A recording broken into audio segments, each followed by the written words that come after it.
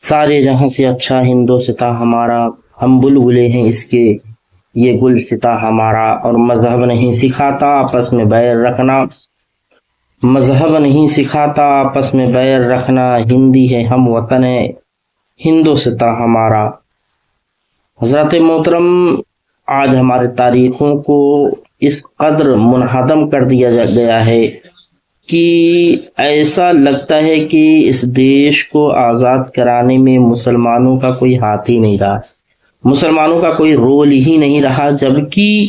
سب سے زیادہ اگر کسی کی شہادت ہوئی تو وہ مسلمان ہے۔ ایسا نہیں ہے کہ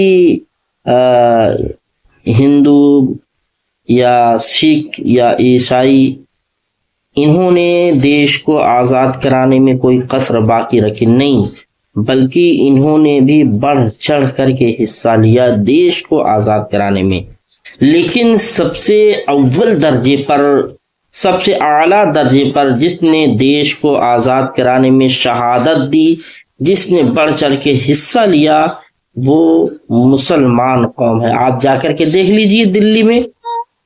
کہ وہاں پر جو نام لکھے ہوئے ہیں شہیدوں کے، سب سے زیادہ نام مسلمانوں کے آپ کو نظر آئیں گے۔ اور یہاں تک کہ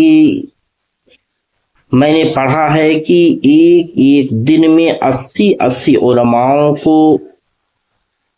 پھانسی کے تختے پر چڑھا دیا جاتا تھا۔ کشمیر سے لے کر کے دلی تک جتنے بھی پیڑ تھے، ہر ایک پیڑ پر ایک ایک علماء کرام کا سر نظر آتا تھا۔ یہاں تک کہ دلی کی جامع مسجد میں جب علامہ فضل حق خیر آبادی نے یہ اعلان کیا، فتویٰ دیا کہ انگریزوں سے لڑنا، جہاد کرنا یہ فرض ہے،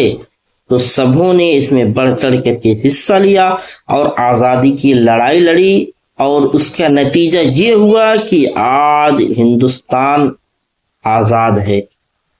15 اگست جو ہم نے منایا، تو ہم بھی ترنگے کا سمان کرتے ہیں، سب ترنگے کا سمان کرتے ہیں۔ اب اس میں خاص بات یہ ہے کہ کہیں ایسا نہ ہو کہ 15 اگست منانے کے بعد ہم ترنگے کو زمین پر پھینک دیں،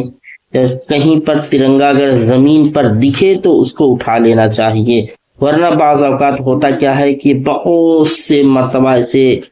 ہوا ہے، دیکھا گیا ہے کہ عام عوام لا بے خبری میں وہ اس پر توجہ نہیں دیتی ہے، اور ترنگے کا اپمان اس طریقے سے ہوتا ہے کہ لوگ جو ہے 15 اگست منا لیتے ہیں، آزادی کا جشن منا لیتے ہیں، اس کے بعد ہوتا کیا ہے کہ اس ترنگے کو کہیں زمین پر دکھتا ہے، وہ ترنگا کہیں نالیوں میں، کہیں گٹروں میں، تو کہیں کہاں پر اس کا جو ایک ادب کا مقام ہے، ادب کی جگہ جو ہے، اس کو وہاں رکھے، اپنے دل میں بسائے۔